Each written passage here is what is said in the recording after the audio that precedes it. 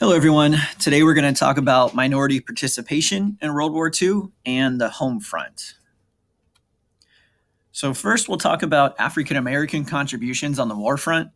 And when I say war front, that's referring to actually fighting in the war.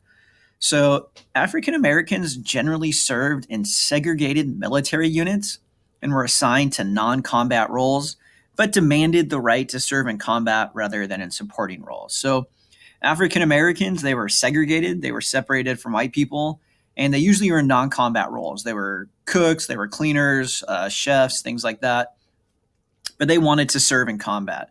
And there's a famous group of African Americans known as the Tuskegee Airmen, and they were African Americans that served as pilots in Europe with distinction. So that's the Tuskegee Airmen. And then we're going to talk about Japanese Americans first. There's something called the Nisei regiments, and they earned a high number of decorations. So they were Japanese Americans that went and fought in Europe, and they won a lot of awards. And Nisei were second generation Japanese, and that means they were born in the US, but their parents were immigrants, but they're born in the US. So they're citizens because the 14th Amendment says if you're born in the US, you are a US citizen. So next, Native American contributions on the war front.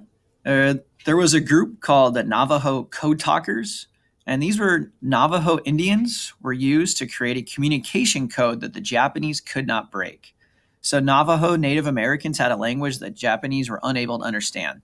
The U.S. wanted to send secret messages. They didn't want Japan to know what their strategies were, so they had the Navajo Code Talkers.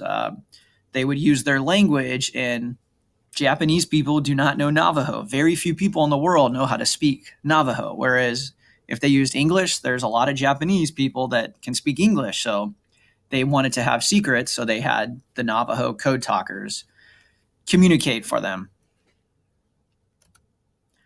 And Hispanic Americans also fought, but they were actually in non-segregated units. So they were not separated from white people. Hispanics and whites served on the same side, and they also fought in World War II. Okay, now we're going to talk about the home front. The United States, all of their effort is going to World War II. So we're going to talk about the economic resources. Wars are very expensive, and the United States government and industry forged a close working relationship to allocate resources effectively. And there's something called the cost plus system. And this just means businesses retooled from peacetime to wartime production. And that just means peacetime stuff like making cars, you had to stop doing that. You had to start making stuff for war. So examples are they went from car manufacturing to tank plane manufacturing. They also went from manufacturing weapons instead of bicycles. So instead of creating stuff you would during peace, you had to create stuff for the war now. That's called the cost plus system. This is just an example. If you look in 1941, before the war started, there was 3 million cars made in the US. However, during the war from 1942 to 1945, there was only 141. And the reason being is they had to start making planes, tanks, things for the war. If you look at military planes created in 1939 before the war, it's only 2,400. However, in 1944, they made 80,000. So instead of making cars, they're making planes. And this is just one example. The cost plus system was a lot of other things. People switched from cars to tanks, or there's even, instead of making lipstick, you made bullets because it was similar manufacturing. And there's also something called rationing, and this was used to maintain supply of essential products to the war effort, which means people could only buy a little bit of oil, metal, food, etc. So the military would have enough. And what it was is you had to have this book. It had to have your name on it, and you were only allowed to buy maybe 2 gallons of gasoline. And you came in and you had the booklet, and they'd rip it out. If you didn't have any more left, you couldn't buy it. And the reason they did this because the military needs food, they need metal, they need all these things. So the government was limiting it. And to raise money for the war, there was war bonds and income tax were used to finance the war. And a war bond is You would maybe give the government $100 for a war bond, and they would tell you after the war, we'll give you $110. It's like a type of investment when you buy a bond. But these bonds, the money went directly to the war. And then there was also income taxes. And for human resources, because so many men were fighting in the war, and also a lot of white men, there was more women and minorities entered the labor force. Because all the men were gone, somebody had to work in the factory. So they had the women do it. They had the minorities do it. And citizens also volunteered, which means they worked for free in support of the war effort. In the military resources, as far as getting enough people in the military, the draft was used to provide personnel for the military. And the draft, also known as select a service, is you were given a number, and if your number was called, you had to go fight in the war. If you were selected by the draft, you had to join the military. You didn't have a choice. So that's how the government would get people to go. And if you didn't join the military, you'd be sent to prison. So the draft, if you're called, you have to go. Men in the United States still have to do it, but there hasn't been a draft in a long time. So women on the home front, like I said, men are fighting in the war, so women increasingly participated in the workforce to replace men serving in the military.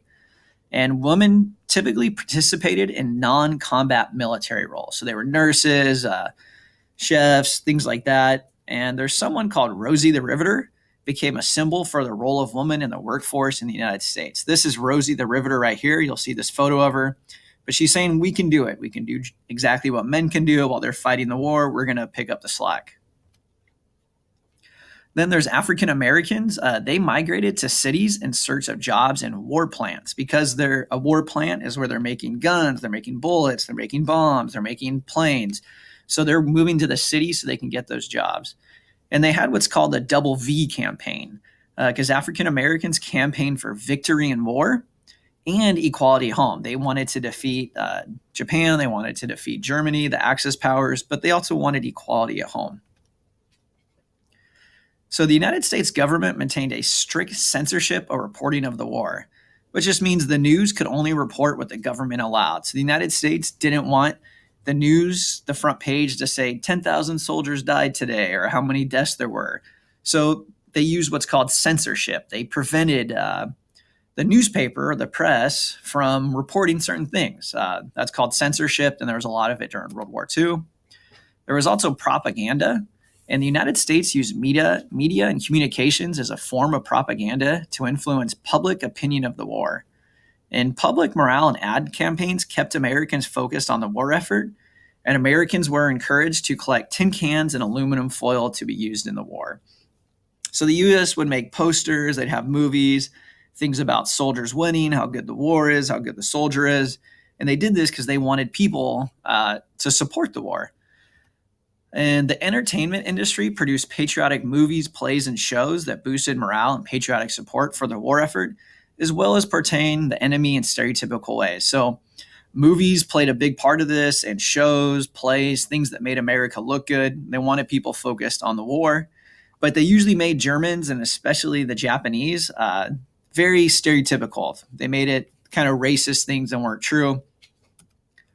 I'm going to show you guys some pictures and try to tell me what you think these propaganda posters are trying to say.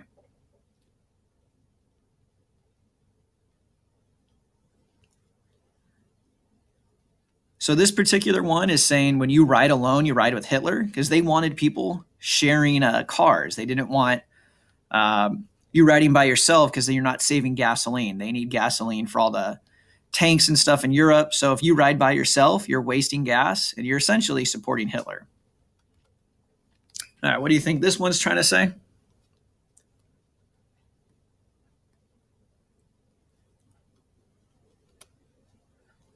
What do you think this one's trying to say?